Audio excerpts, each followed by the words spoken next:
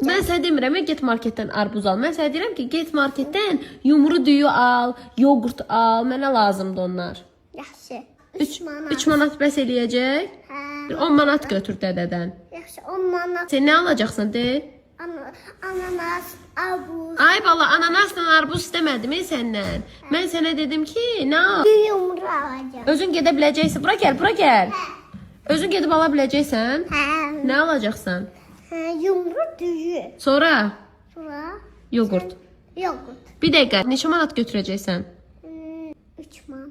Dedim, 3 manat çatmır. 10 manat. Yaxşı, bir dəqiqə sual verirəm. Necə gedəcəksən? Oradan dönəcəm, sonra gedəcəm marketə. Boyun çatır liftə. Bax, nəyə basacaqsan? Yaşıla. Yaşıla, 1-ə. Birə. Oradan dönəcəm. Bilirsən marketin yolunu? Hə. Yola baxacaqsan, maşın zad gəlir. Yola baxacağam. Birdən gedərsən, kinder, şokolad, jelibon zad alarsan. Yaxşı, hamısını alacağam. Yox, alma onları. Hə. Mən də telefon alacağım, bir də yumru düyü alacağım, bir də aquş alacağım. Aquşamız da evdə var, həyatım. Yaxşı, gedim. Düyü, kvadrat var. Kvadrat yox, yumru deyil, xahiş edirəm. Yaxşı, gedirəm. Alacağım. Bəs Eminə pul götürmədin. Nəsə, bu verdə. Alacaqsan? Yumru düyü. Mən sənə balkondan baxacağam. Hə, balkondan baxacağım sənə. Davay.